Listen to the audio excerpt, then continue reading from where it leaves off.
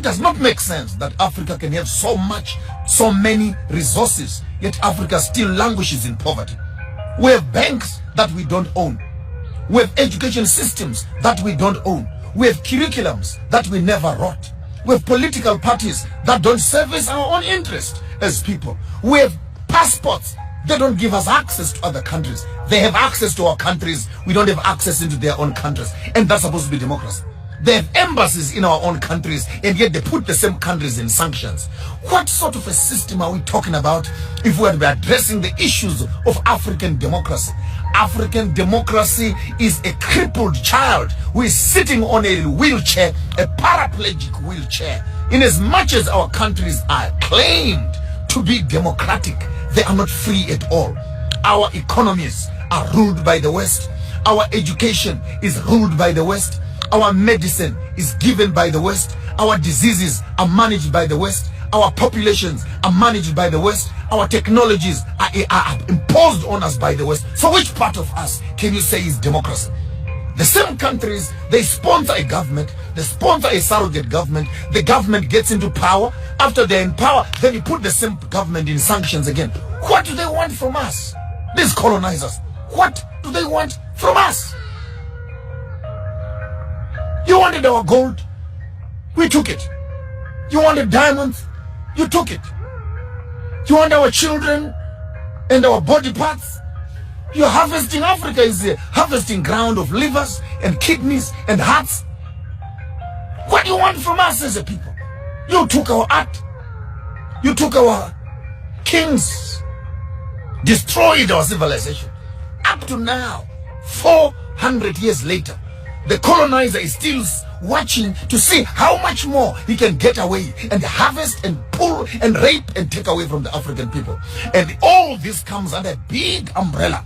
Africa is going to become a democratic state. But in the midst of democracy, what democracy has been able to do more than anything else, it is to solidify the borders of segregation between nations. The border between Zimbabwe and South Africa, put more fences, put more dogs. The border between Zimbabwe and Mozambique, put more fences, put more dogs. The border between Zimbabwe and Zambia, put more fences, put more dogs. Botswana and Zambia, put more fence, put more dogs. And all these African countries walk around each other in funny little ties, flying around the countries, sitting around United Nations, Africa Union, and we are discussing issues of democracy. The first idea when Africa wants to discuss democracy is how do we restore the African dignity by destroying the borders that separate the African children.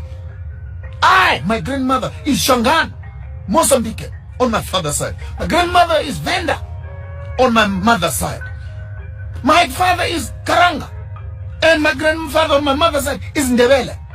So how can you put a border in a passport for me, that for me to go and see my grandmother's houses in Mozambique, I need a passport. To go and see my grandmother in South Africa, I need a passport. I must go to Pretoria first, go to Harare. I can cross the river, the Limpopo River. And this is the form of the democratic Africa that our leaders are constipated with. I'll spill the beans as loud as clear.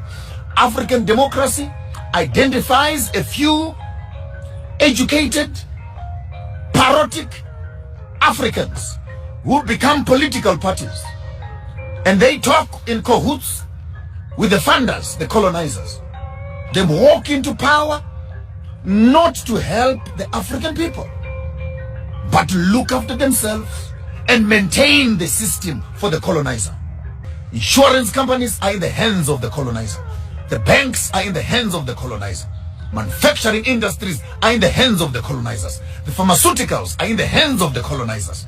Medicine, clothing in the hands of the colonizers. Technology in the hands of the colonizers. You'll be shocked to discover we are still slaves and servants working for the colonial system.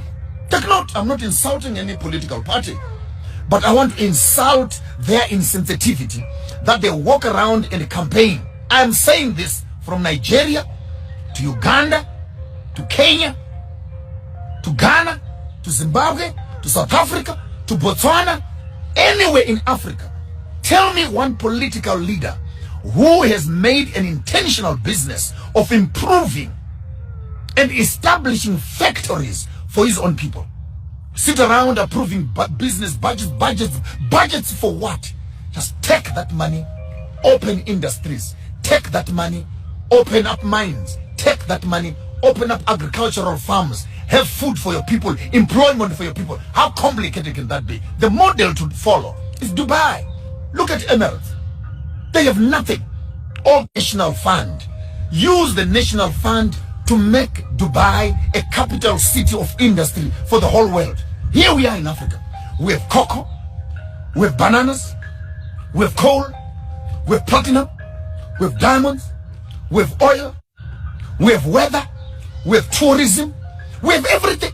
But in the midst of all these resources, our African people are still languishing in poverty. Can I ask you, the intelligent ones, what is the problem of Africa? What is the problem? We have the resources, we have the universities, we have the education, we have the skills. What is the problem?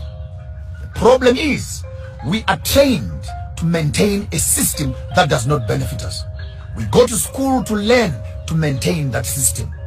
We train our children to look after the system. Our political system has no will at all to empower the local people. It has no will. There's no political party that wants to remove bread from the mouth of the white man. That's a fact. Because all these political leaders are eating with the colonizer. So how can you destabilize a system that is giving you food? So it's a typical state where Uncle Tom kind of boys who now are being told, you are not like them. You are a better black than them. Please, you can eat here. You can sign here. You can own this also and that. And before you notice it, 5 years, 10 years later, our political leaders have just become rubber stamps in government for pushing a European colonized agenda. I'm still looking for a country that will take its own resources and improve its own infrastructure. I challenge all the African political heads across Africa. Go to Dubai, not to shop. Go and study. Go and study how a place that has nothing has been able to change its course from a desert to a capital city of shopping in the world. Go there and study.